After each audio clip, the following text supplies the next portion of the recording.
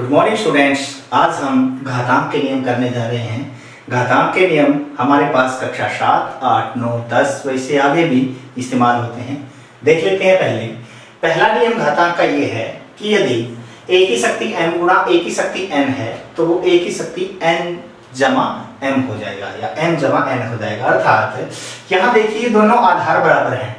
हम किसी भी संख्या की पावर को इस प्रकार लेते हैं, मान लो 2 की पावर 5 है तो ये वाली संख्या आधार कहलाती है और ये घात कहलाती है, शक्ति कहलाती है, पावर कहलाती है और ये बेस आधार जिसको हम बोलते हैं।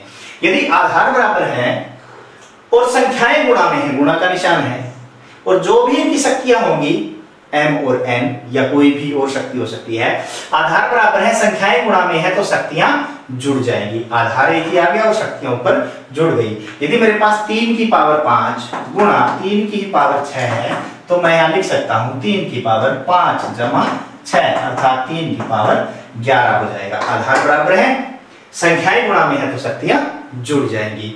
उसी प्रकार दूसरा नियम ये है कि आधार बराबर है, देखो एक की शक्ति m और ये बटे का मतलब भाग होता है और एक ही शक्ति n। आधार बराबर है, संख्याएं भाग में है तो शक्तियां घट जाएंगी। यदि मेरे पास यहाँ 4 की शक्ति 5 और 4 की शक्ति 2 हुआ तो 4 की शक्ति यहाँ पे क्या हो जाएगा, 5 घटा 2 भाग में है ना, तो 4 की शक्ति 5 में से 2 गए, 3 मेरे पास बच जाएगा। ठीक है। अब यहाँ एक ही शक्ति m और उसके ऊपर शक्ति n, शक्ति के ऊपर एक ही शक्ति हो, किसी भी संख्या की शक्ति के ऊपर शक्ति हो तो बेस वही रहेगा, आधार तो वही रहेगा, सिर्फ शक्तियां हैं जो वो गुणा में आ जाएंगी। जैसे इसको मैं लिख सकता हूं 5 की शक्ति 2 और उसके ऊपर शक्ति 3 है तो मेरी ये 5 की शक्ति 2 गुणा 3 बन जाएगा। 5 की शक्ति 3 दूनी 6 आ जाएगा। ठीक है। अब अगला हम देख लेते हैं कि a की शक्ति m और b की शक्ति m, यदि दो अलग अलग संख्याएं हैं और उनकी शक्तियां बराबर हैं तो संख्याएं गुणा में लिखी जाएंगी, दोनों शक्ति दोनों के ऊपर आ जाएगी। देखो दोनों की m थी तो इकट्ठी ले ली। यदि मैं कहूं 3 की शक्ति 2 गुणा 5 की शक्ति 2 है तो मैं इसको लिखूंगा 3 गुणा 5 सारे की शक्ति 2 अर्थात 3 5 15 की शक्ति 2 ये हो जाएगा।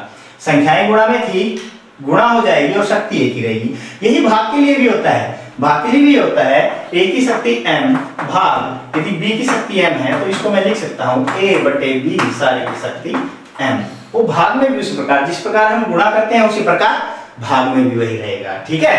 अब एक और हमारे पास a की शक्ति 0, किसी भी संख्या की शक्ति 0 इसके बराबर होती है, 1 के बराबर होती है। हमेशा इसको ध्यान में रखना।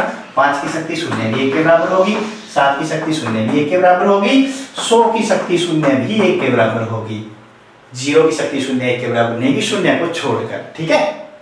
तो किसी भी संख्या की शक्ति 0 यदि होगी तो उसका आंसर 1 आएगा, 0 को छोड़कर। ठीक है।